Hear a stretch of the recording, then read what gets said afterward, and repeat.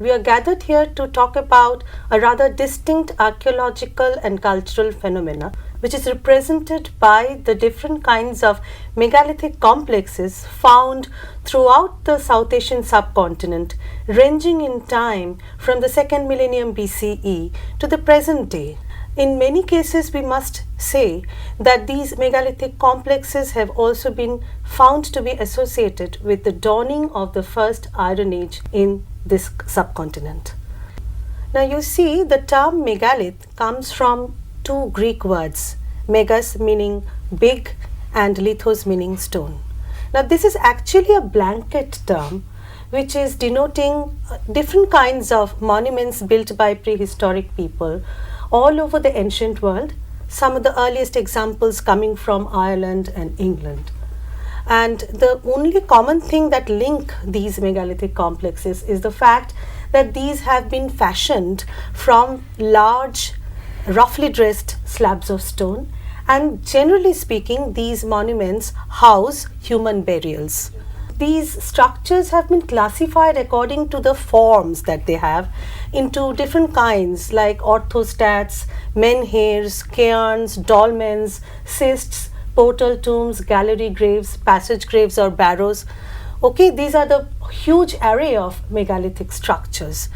And archaeologically speaking, in most cases we find that the megalithic complexes are associated with some kind of prehistoric culture. But that is not to say that they represent a distinct homogeneous cultural complex. The megaliths are simply representing a typical burial practice which had emerged among different cultures in different regions at different points of times throughout the world. Now, so far as the Indian subcontinent is concerned, we have a concentration of megalithic complexes in the peninsular region, starting from the Aravalli and Vindhyan Ridge across to the Deccan Plateau and beyond into the southern India. And but there is a very important complex of megaliths in the northwestern part of the South Asian subcontinent also. And interestingly enough, we have very recent examples of practicing megalithic burial types among some recent tribes in Chotanagpur and Assam. And these often provide us very good scope for drawing ethnological analysis even for the prehistoric examples. You see, generally we find three types of megaliths. Number one would be the chamber tombs, number two would be the non-chamber tombs, and the third would be some megaliths not associated with any kind of burial practices. Now, the chamber tombs are nothing but 2 to 4 vertical stone slabs or orthostats standing up, which were capped by a horizontal stone. Now, this kind of chamber tombs are again of three different types. The chamber tombs which are absolutely below the ground are called cists. The chamber tombs which are absolutely above the ground are called dolmens. And there are certain chamber tombs which are slightly above the ground and slightly below the ground. These are called dolmenoid cists. And among the non-chamber tombs, we have three different types. See, we have the pit burials, then urn burials, and then the sarcophagus. Now, in case of pit burials again, we have 4 different types. In case of pits which are encircled by large stones, these are called stone circles. Then the second type are pits which is piled up by a lot of stones placed like caps, and these are called cairns.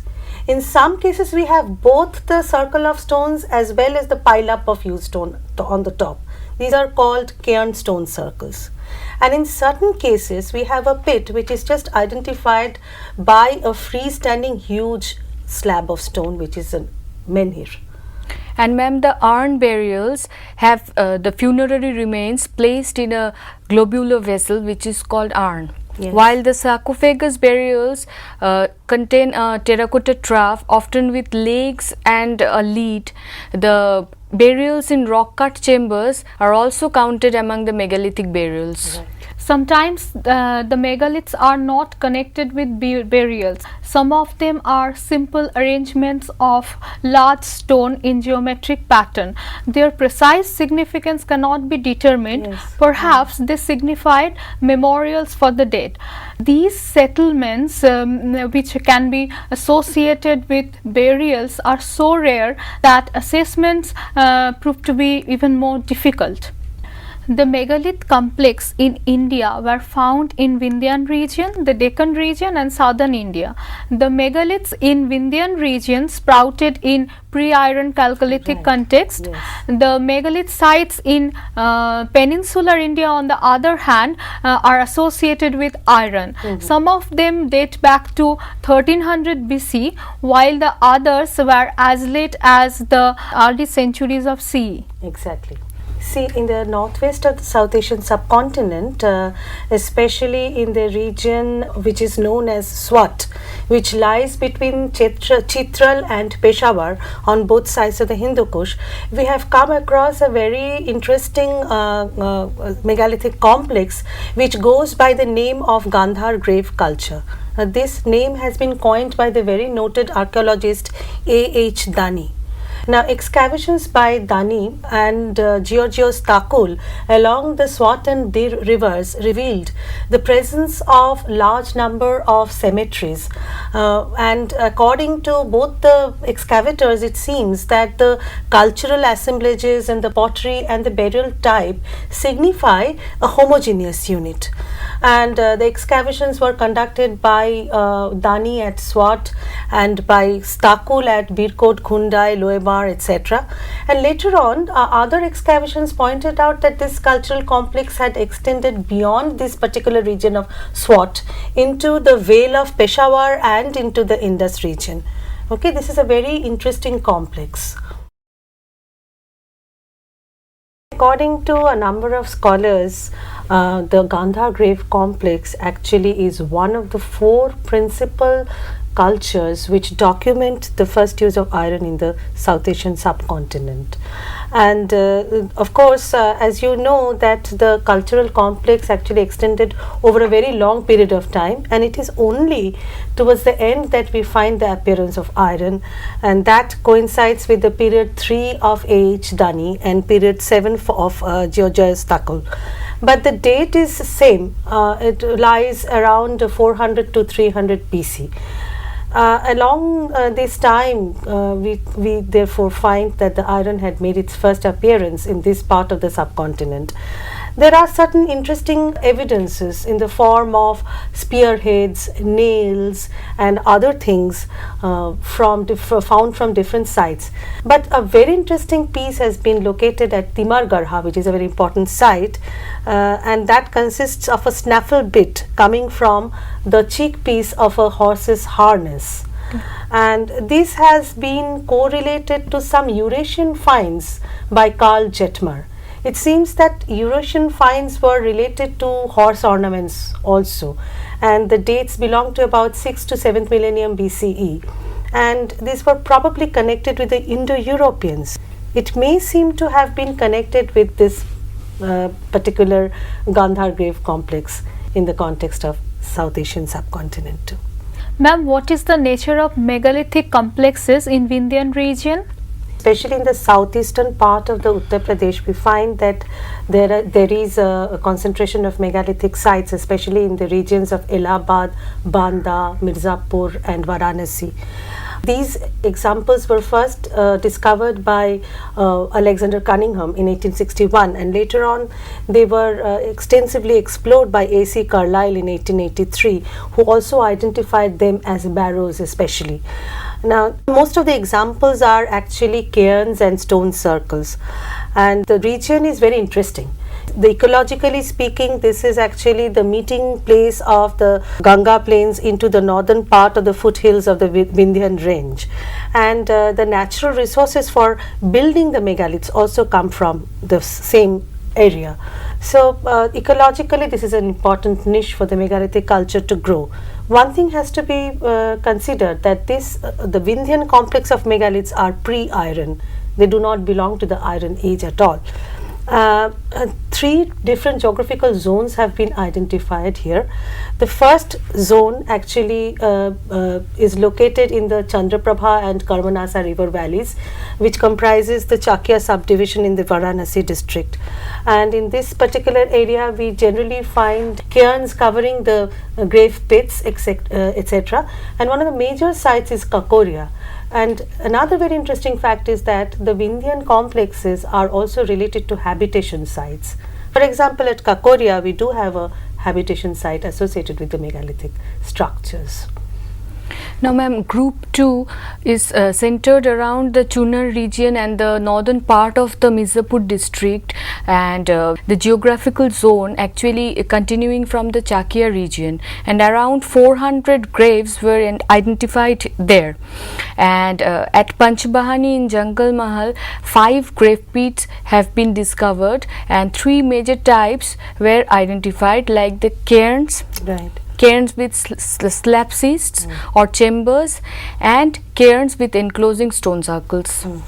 And group 3 of megalithic complex comprised of circular cairns are located near a number of sites near the Rewa Chechai region, and Kotia is one of the primary sites, right. and it represents pre-iron megalithic culture. At Kotia, the graves contain few human skeleton, but it was rather associated with animal burials. Yes. And Kotia has a date between 800 BC to 300 BC. Another thing to note is that, as we have seen, the Vindhya region complexes, megaliths, were belonging to a pre-Iron Age date. But when we come down to Maharashtra, we find that, generally speaking, these are associated with the Iron Age. Archaeological evidence reveals that use of iron first dawned in India around about the 1000 BCE times. Of course, for regular use of iron in productive processes, we have the date of around 600 BCE. Now, the Maharashtra megalith sites, which are also known as Vidarbha Megalith sites, are clearly associated with the general use of iron. We have such evidences, extensive evidence for iron use in different sites coming from this area. Another very important thing about the Vidarbha sites is that they are related to habitations, and extensive habitations, in fact. For example, at Takalghat, which is an important site, we have an habitation area of about 22,500 square meters, and at Naikund the area extends to about 100,000 square meters. Important sites include Takalghat Khapa, Naikund, Ranjala, Mahurchari, etc. And Naikund has an early date ranging between 800 BC to 420 BC and 785 BC to 410 BC. These sites were full-fledged agricultural settlement sites which can be deduced from the presence of barley, rice, yes, and lentil grains on the house floors. A large number of copper and iron artifacts have been found in the site, including ladles, nails, chisels, blades, axes, fish hooks, weapon, etc. And it has been suggested that iron was smelted locally.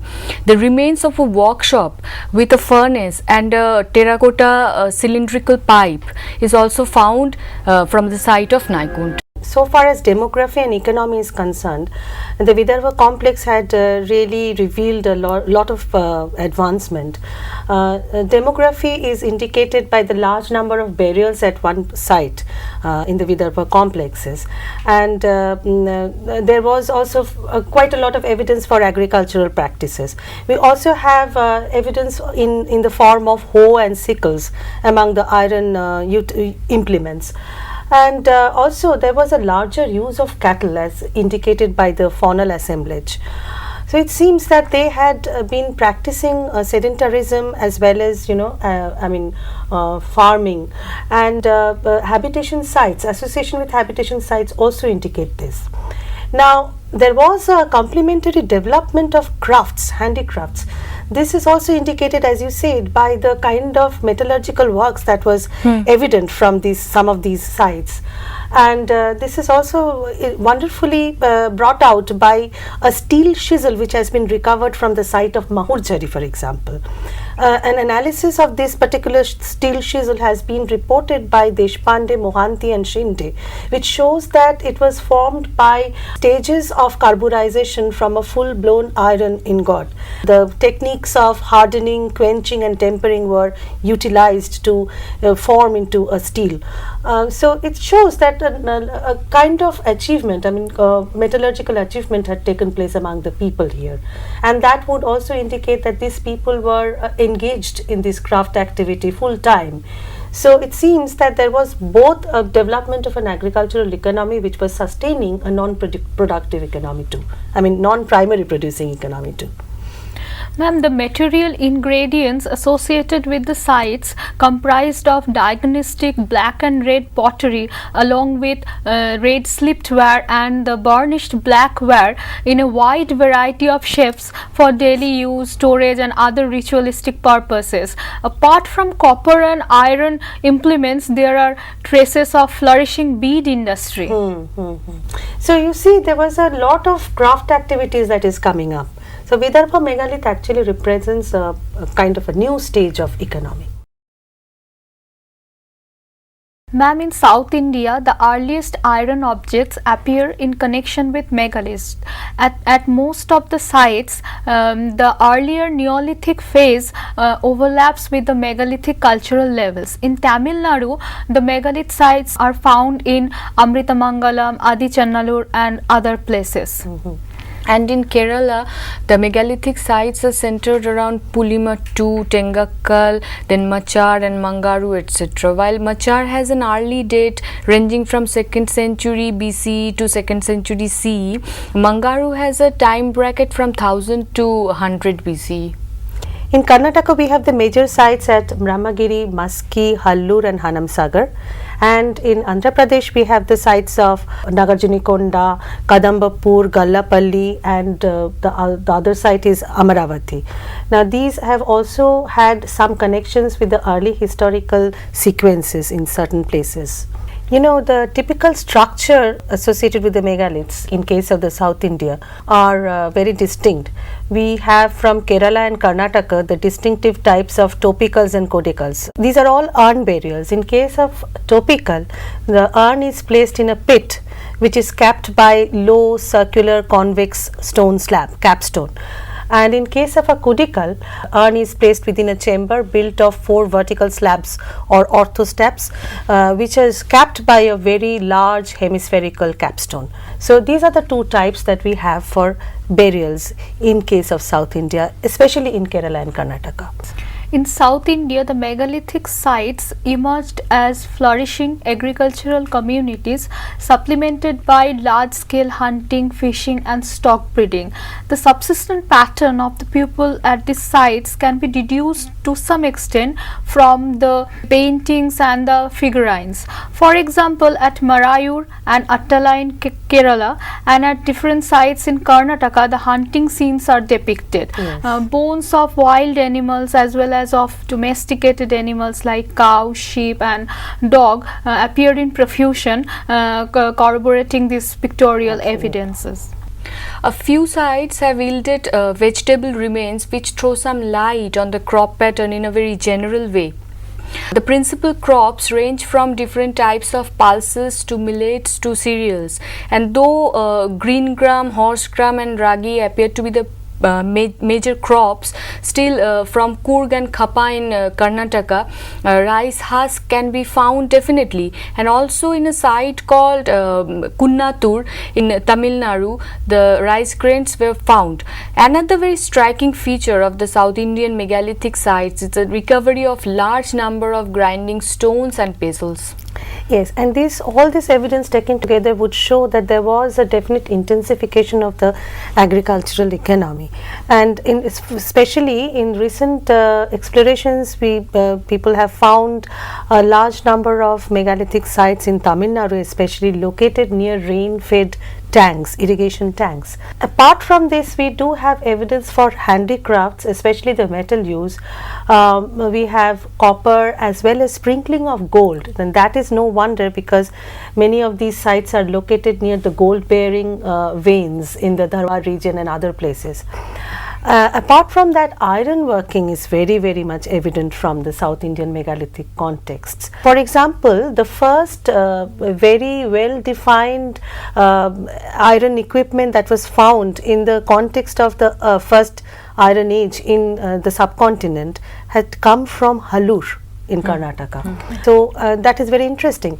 And then again we have evidence for the iron objects from Machad, which reveals that there was a high degree of perfection that had been reached with respect to smelting process, because the analysis has shown that all the iron objects had very little trace of impurity.